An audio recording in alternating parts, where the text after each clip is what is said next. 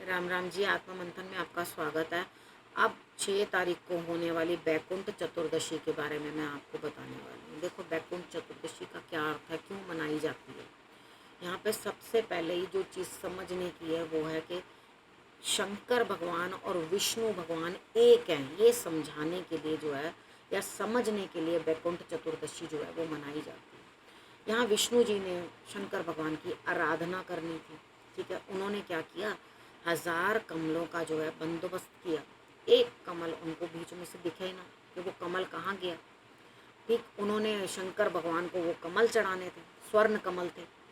अब यहाँ पर उनको जब दिखा नहीं तो उनको सब कमल नयन कहते हैं ना, इसीलिए तो कमल नयन का। उन्होंने क्या किया, अपनी एक आँख निकालने की कोशिश की कि मैं ये चढ़ा देता हूँ। अगर कम हो गया, 1000 में से एक कम हो गया तो मुझे लोग कमल नयन भी तो कहते हैं, तो मैं ये इसको चढ़ा देता हूँ। तो उन्होंने अपनी एक आँख चढ़ाने के लिए जिस तरह से हाथ ऐसे करके आगे किया, शंकर भगवान प्रकट हो गए। उन्होंने कहा कि भाई, मैं तुम्हारी भक्ति से बहुत प्रसन्न हूँ। तुमने मेरी पूजा अर्चना के अंदर अपनी आँख चढ़ाने के लिए इतने ज़्यादा वो खुश हो गए कि उस दिन को उन्होंने बैकुंठ चतुर्दशी के नाम से जो है बोल दिया कि पूजन करेंगे। और इस दिन जो भी विष्णु भगवान की पूजा करके मेरी पूजा बाद में करेगा, पहले विष्णु भगवान की पूजा करो, ठीक है, मेरी बाद में करना। यहाँ उन्होंने पहले, विष्णु भगवान ने शंकर भगवान की पूजा की, लेकिन शंकर भगवान ने बोला कि वरदान जो दिया कि यहाँ पर पहले आप लोगों ने क्या करना है, विष्णु जी की पूजा करनी है, उसके बाद मेरी पूजा करना। रात को की जाती है ये पूजा विष्णु भगवान को, जो है हम लोग कमल अर्पण करते हैं।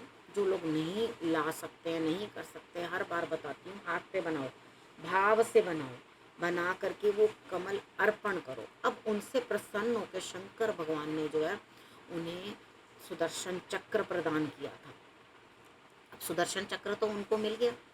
अब यहाँ पर हमें जो है क्या करना है, आज के दिन शाम को विष्णु भगवान की पूजा करनी है। उसके बाद विष्णु भगवान की पूजा करने के बाद शंकर भगवान की पूजा करनी है, और अगले दिन भी सुबह उठ के शंकर भगवान की ही पूजा करनी है।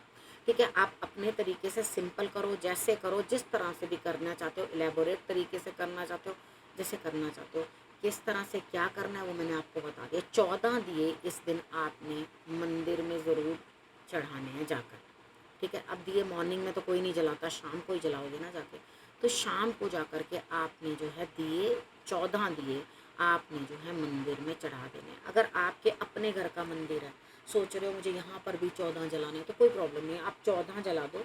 इन 14 में से एक दिया जो है आपने उठा के अलग रख लेना है। सब में लंबी बत्ती रख देनी है, जो हम लंबी लंबी बत्तियाँ बनाते हैं, रेडीमेड भी मिल जाती हैं, जैसे आपको उचित लगे। ठीक है, और एक के अंदर आपने गोल बत्ती लगा देनी है, जैसे कि राउंड वाली होती है ना, हम लोग जलाते हैं घर में, वो वाली। ठीक है, वो एक दिए के अंदर आपने वो रख जला देनी है, वो सेंटर में रख देना और बाकी सारे रख देना। अब यहाँ पर ये जो उपाय है वो आपको पुराणों में से जो है निकाल के ये दिया गया है कि भाई आपने ये काम करना है। ये क्या है, हरि का मिलन दिखा रहा है, इन दोनों के मिलन का जो है प्रतीक है। यानी कि इन दोनों के अंदर कोई भी भेद नहीं है। शंकर भगवान इनकी पूजा विष्णु जी की करते हैं, विष्णु जी जो है वो शंकर भगवान की पूजा करते हैं। तो यहाँ इन दोनों में कोई भेद नहीं है, इसलिए दिए भी इसी तरीके से जलाए जाने चाहिए। ठीक है, आप वो जलाओगे तो डेफिनेटली आपको जो है उनकी कृपा प्राप्त होगी। जब शंकर भगवान विष्णु जी से इतने प्रसन्न हो गए तो आपसे क्यों प्रसन्न नहीं होंगे। ठीक है, कोई डिमांड है यानी कि कुछ मांगना है तो इंसान अपने माँ बाप से ही तो मांगता है। आप कुछ चाहते हैं तो अपनी आस उनके आगे रख सकते हैं। अगर आप चाहते हैं वो खुद अंडरस्टैंड कर जाएं तो वो भी कर लेंगे। ठीक है, तो आपने करना क्या, जिस तरह मैंने आपको बताया उस तरह से आपने जो है बैकुंठ चतुर्दशी का उपाय कर लेना, और इस दिन भी दिए जरूर जलाना। ठीक है, इस विषय को मैं यहीं समाप्त करती हूँ। अगले विषय के साथ फिर से आपके पास आती हूँ, तब तक के लिए नमस्कार।